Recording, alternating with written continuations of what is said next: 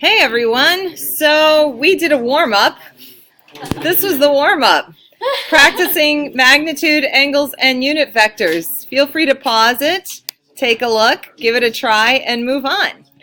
Okay, then we talked about a second warm-up where the one thing we need to point out is that when you need a unit vector that is normal to the original, remember that this is like a slope. The vector has a slope of 4/3, so the normal vector would have a slope of -3/4. Remember, when you have a slope of -3/4, you could have a negative x or a negative y, and you'd still get that negative slope. So you rewrite your vector by switching the x and y and making one of them negative. Moving on. We're in section 12-2b, resultant forces. When you have to find a resultant vector, you simply write each vector in component form. So remember, r cosine theta, r sine theta. So magnitude cosine theta, magnitude sine theta for each vector, and then you just add the vectors together. You do not have to show this geometrically. I'm just showing it for you so you can see it. And then you find the magnitude and the direction of your resultant component vector. All right, vectors can represent a whole bunch of different things. Let's start with forces. All right, so our first problem, we were adding three vectors together with, I'll back up so you can see the problem here.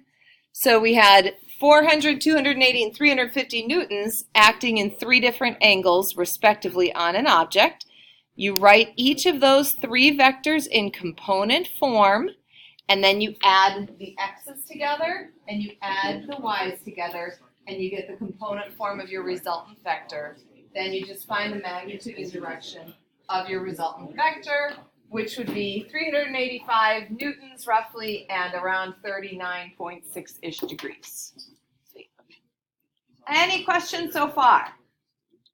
All right. Okay, an airplane's course is set to N30W. N30W. Its speed is set at 500 miles an hour. It encounters a wind blowing N45E at 70 miles an hour. What is the resultant speed and direction? What the heck does N30W mean? Well, because it's west, so shouldn't it be 120? The north? I think everybody said it. Yes. So N30W means 30 degrees west of north. So you start north, and then you go 30 degrees west of north. 30 degrees. So what quadrant would you be in? Second quadrant. And what would the angle be? Oh, it's already said it there. Pretend I didn't say it. What is the angle if you're 30 degrees west of north? 120. 120. Good. And then 45 degrees east of north is just 45. 45, right? Okay. So just know that you'll see these bearings quite a bit, so just get used to knowing the notation, right? It shows up from time to time. All right, so west of north, east of north. Always do the first letter first, and then you do the second letter, whichever way it says to go. All right, so see now if you can go ahead and find the resultant speed and direction of your airplane. So you've got the course, it's going 500 miles per hour. What do you think the magnitude of the vector is going to be? 500. 500, it's the velocity, right? So 500 miles an hour in a direction of 120 degrees. And then a wind is blowing at the airplane at 70 miles an hour in the direction of 45 degrees. So see if you can find the resultant speed and direction of the airplane.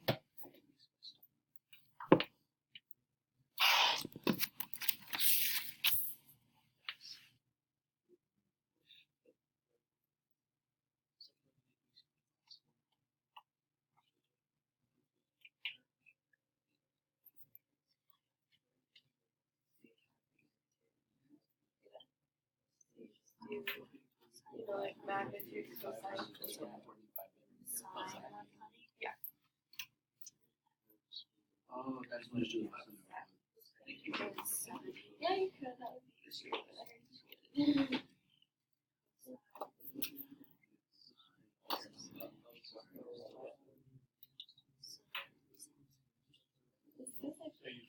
be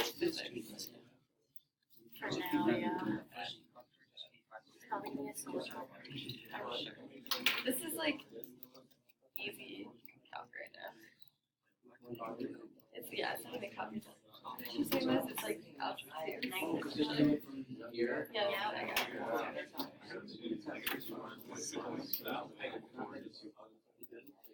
Oh, that's so awesome. Oh my God, you think they will not put it on that? No, exactly. It's like wrote down. That's actually. The plane itself is first going in second quadrant. Yeah. And then you find. And then you do the exact same thing.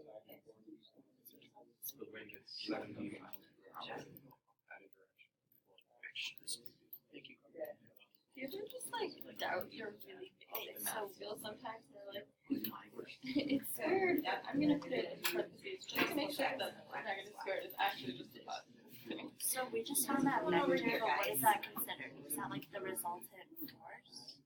That yeah. Okay, so then now we need to find the resultant. So it's the resultant like vector. So Resultant vector. it's the resultant vector. Which I mean, And then so we have to do the that's magnitude the of that, same. right? Yeah, magnitude and find the speed. Yeah, magnitude is going to be the speed, so it's going to be whatever your magnitude is per hour, and then you do your theta for the direction. Yeah. How do you find this? What did you guys get? Is that the same as magnitude? Why is magnitude like, no, why is it so?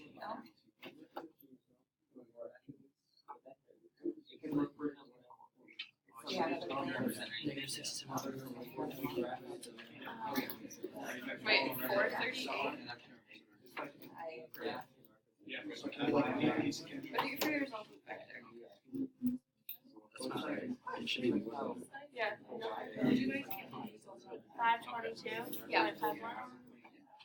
That's what I got. We're gonna talk about how to use that. Maybe you just plugged it in wrong. In this topic, but there will be an example of that. That's just the background, okay. Yeah, that's what this is gonna be it, yep. Okay, so let's take a look at the setup. Oh, you know what, I'm so bad at the recorder now, I just left it running for the last 5 minutes. All right, so here we go. That's the good thing about recording, you can just FF. So, your planes vector is 500 cosine 120, 500 sine 120, and then the wind would be 70 cosine 45, 70 sine 45. You add them together, and you should end up with a resultant vector of negative 200.5 and then 482.5-ish, right? Okay, so if we find the magnitude of this resultant, that means that it looks like the wind's actually helping the plane a little bit, giving it a boost, so it's now going at 522.5 miles per hour. Let's take a look at the direction. Did you all get that? Any questions on getting that so far? Okay, so the direction, we get negative 67.435. Now, let's take a look. Our plane was flying this way. The wind is going this way. Do you think that the plane flying this way and the wind going this way is going to now force the plane to fly that way? No. Certainly. So when your direction doesn't make sense, especially with the negative angles, but when it doesn't make sense, that means you actually have to get it out of quadrant 4 and push it into quadrant 2. How could we do that? Just add 180, right? And that's what makes sense now for our plane. So if you add, oh, here's my whole little spiel. So are you sure? Be careful. Okay, so, all right, so the angle, when you add 180, it's actually 112.6-ish degrees.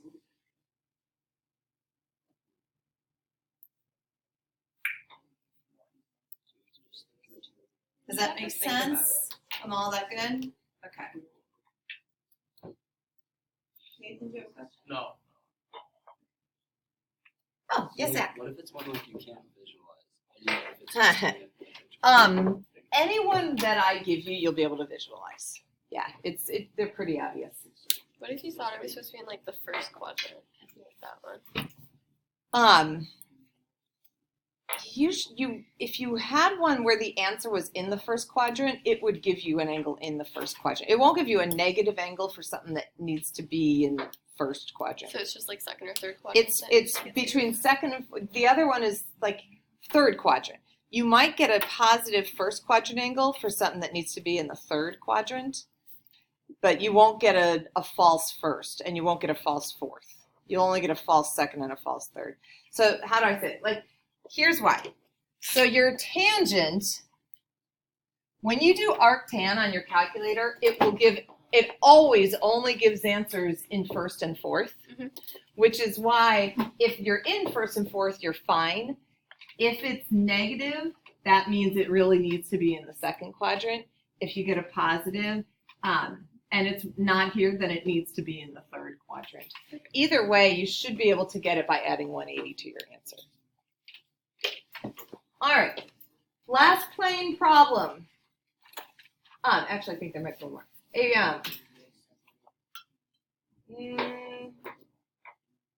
No, I want to skip this one. It's the exact same problem. Okay, we're skipping because I want to move on to this one to make sure we have time. All right, let's do cable tension. Ooh. Ooh. All right, so we're going to determine the tension in each cable supporting the given load. So here, there's something you need to be careful about because there are multiple magnitudes for these vectors. There is a literal magnitude, meaning the actual length of the cable, and then there is a second magnitude of the tension on the cable. So you have to be careful because if you just say, hey, look, this is 10, this is 24, so I can just use Pythagorean theorem and find the length of this cable, and now I've got the length of the cable, that's great. That's not the tension on that cable. That's just the length of the actual cable, right? Same thing this way. You could just do Pythagoras, find the length of the cable. Again, the magnitude of the actual physical cable is not the same as the magnitude of the tension vector, the force vector defined by the cable. All right, so what you actually need to do is think of it this way. So we have a vector here. This is one of kind of an unusual problem where we know the result is this 5,000 pounds, and it's pulling straight down. And we need these two vectors to add up to that 5,000 pounds so that they can support the 5,000 and it's not moving, it's just standing still. All right, so how do we do this problem? So we don't know the actual tension on each cable. So I'm just going to show you this setup. So here's what I do. I create like a variable for the tension on each cable. So this one they called it A, so I called this like tension A, and this is B, so I called this vector like the tension B, little b. All right, so like A is the tension on cable A, but the nice thing is there's no angles. They just gave you the horizontal and vertical components, so you don't have to calculate them. They were given in the picture. So some tension times my horizontal and vertical components plus tension on the other cable times its horizontal and vertical components must equal the tension on the weight, basically the weight of the object, the 5,000 pounds. Now, your vector here, this is a part we had a long discussion about my first time teaching Calc 3. Should this vector be 0, 1, or should it be 0, negative 1? So, long talk. It has to be 0, 1 because you want these guys to equal this guy. And what you actually think about it is, if I could just like think vector A plus vector B minus the 5,000 vector has to equal 0. You want it like these two positives minus the weight. You want it all to balance out. So really, you want like these two vectors, these two tensions together to equal this weight positive, not the negative weight. So otherwise you're kind of adding double. So anyway, so that took a little while to kind of wrap our heads around, but that's what we came up with. If anyone has a better explanation, you can offer it up, but that's what we came up with. So you want positive, positive, positive in on everything. Okay, so I want you guys to take a minute and see if you can solve this. It's going to produce a little cute system of equations. See what you can do with it. Just take a few minutes in your groups and work with it. I'm going to pause the video. So a little note, so hopefully you all saw, like, set up the system. However you got it, there's a lot of different ways to solve it. You can do substitution, you can do combination. All right, and I kept mine as fractions. I have no idea why, but I did. Okay, so I got values for A and B. Now, I was just realizing when I was talking to Kanish that I said that A and B are the tensions, but they're not. A and B are actually just multipliers because remember, it's the magnitude of the whole vector that gives you the total amount of tension. A and B are just random multipliers to get the total tension. So you still have to find the magnitude of those vectors. A and B don't represent the tension itself. A and B are just multipliers, and the total of that is equal to the tension. So you still have to find the magnitude of each vector. So you have to find the magnitude on vector A, and you have to find the magnitude of vector B in order to find the tension of each cable.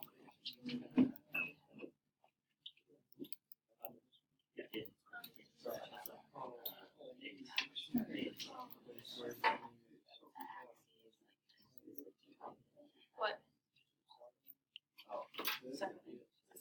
What did the A and B represent? So A and B are actually just scalar multipliers. And we know that a vector in this direction, so let's just focus on vector A here. So a vector in this direction, so there's the components for that vector. Some multiple, we don't know what that multiple is, some multiplier times a vector in that direction plus some multiplier times a vector in this direction. Those two tensions together have to equal 5,000. But the 5,000, remember, isn't this plus this. It's magnitude of this plus magnitude of this. It's this tension plus this tension equals this tension. So the tension, you actually have to find the magnitude of the whole thing. The actual number A is just it doesn't really have any meaning. It's just a scalar multiple that will get you to the tension. It's the magnitude of the whole vector that gets you the tension.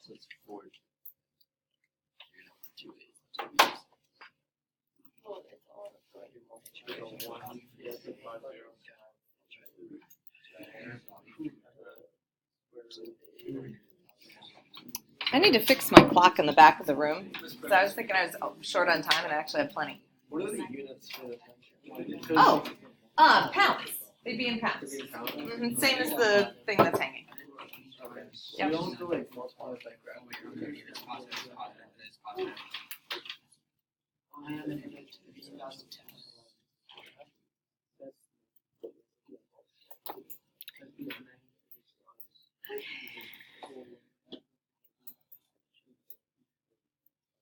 All right, we have time to do one more airplane problem. Are you ready? It sounds so like suspicious. Or we can start on a quiz. Now that our homework is graded like by accuracy, it's essentially a quiz. Oh, of course. This one? With notes. So scroll down. Yeah. Thank you. You're so welcome.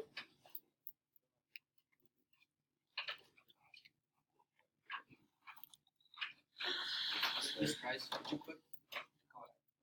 How'd you get a table like the tension? Oh, good question. So that's the magnitude of this vector. The tension is equal to the magnitude of the whole vector, not just the number A that we found.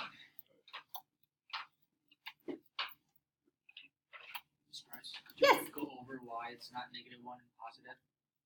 Like, So, the best explanation I can give you for why it's not negative, and I'm sure there are going to be people watching because I'm posting these on YouTube now that are going to correct me. But the best explanation that I can come up with is we need the equation to balance, right? So we can't have these be positive and this be negative because they'll never balance. They'll be opposite. So you need these tensions to equal this.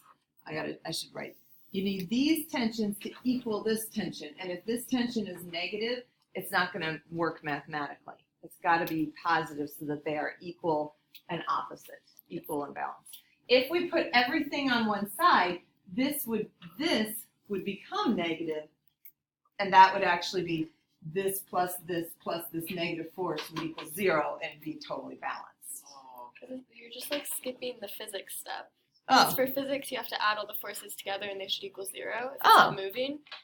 So that's the force, and the force is a negative force, the 5,000 pound one, so you're just adding it to the other side. Putting it to the so other you're side. just skipping that step. thank you. thank you. All right.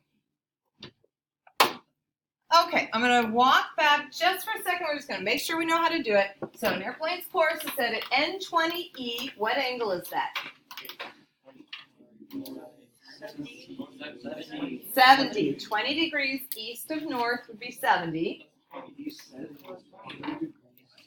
Start at north, 20 east.